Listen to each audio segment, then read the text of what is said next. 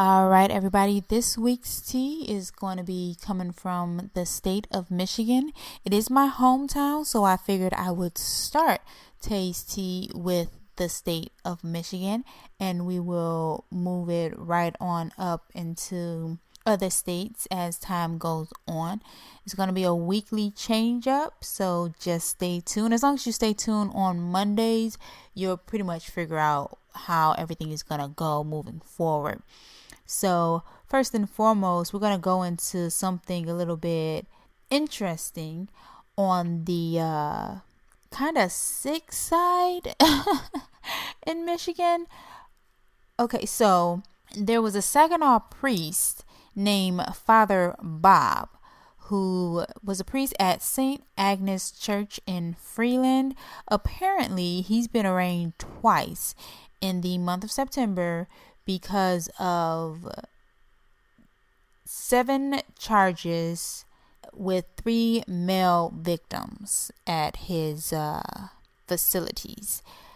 Apparently, this priest is now facing trial because he is backing out of his original plea deal. He initially pleaded no contest, which the judge and prosecutors and the police there stated that they were still investigating the situation. And apparently the judge felt like this priest needed more of a sentence because he was actually only facing 1 year in jail based off of what was going on back in September. But as of today, or this past weekend, we're finding out that he is actually going to face trial. This should be interesting because he is 71 years old, and this is an ongoing thing, it looks like, because it is still under investigation. Now, as I promised, we went over the facts. Now I'm going to go over what my opinion is in regards to this situation. Now, how many times have we heard the story of these priests and these little boys? Like, I mean, come on, there's got to be some type of line being drawn. Like, at some point or another, maybe these priests need to have background checks and like mental checks going on. Like, they say this about police officers, which I do agree. Police officers need to have post-traumatic stress syndrome tests going on because something's wrong with them. A lot of them, not all of them. And same thing goes for these priests and some of these pastors.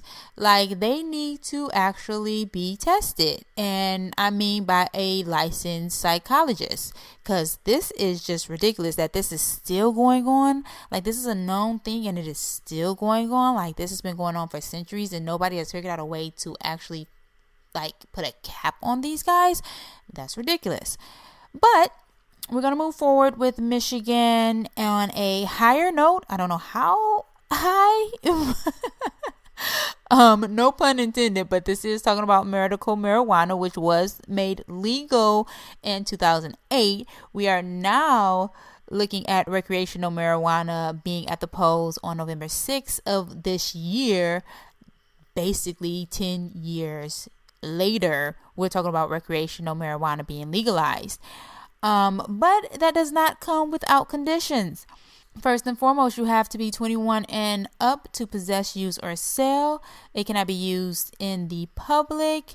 You can only have 2.5 ounces on you if you're in public, 10 ounces at home. You can gift up to 2.5 ounces. Cultivate up to 12 plants at your home only, and they must be hidden if it is at your home. You cannot drive under the influence. Sound familiar? No immunity at work, which means if you are using recreational marijuana, you will not be immune. You can still be fired, so you might want to think about that. Landlords can discriminate. In other words, they can say they can put on restrictions, or they can say flat out they don't want you living in their home. So not much of a difference there, right?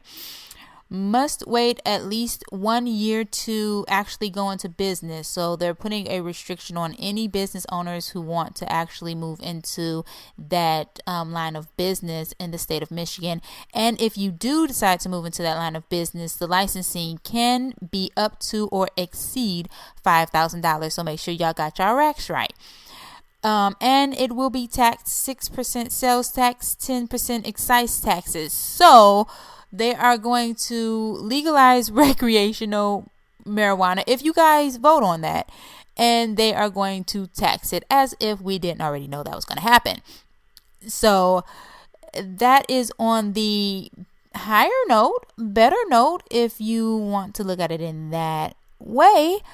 Want to give you guys something that's good and bad. I want to say that I guess legalizing recreational marijuana, we're moving in the right direction, considering the fact that as of this month, Canada is going to be legalizing marijuana, period. And trust and believe me, I have been watching the stocks. It is going down.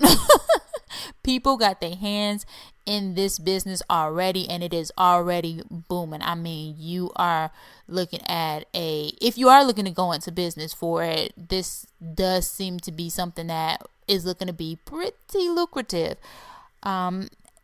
It's been real with y'all. This is Tayes T. We will be wrapping things up this week. I will be on here tomorrow, so keep your ears open, your eyes open too. Spread the word because we are going in, and I definitely hope everybody enjoys the rest of their evening.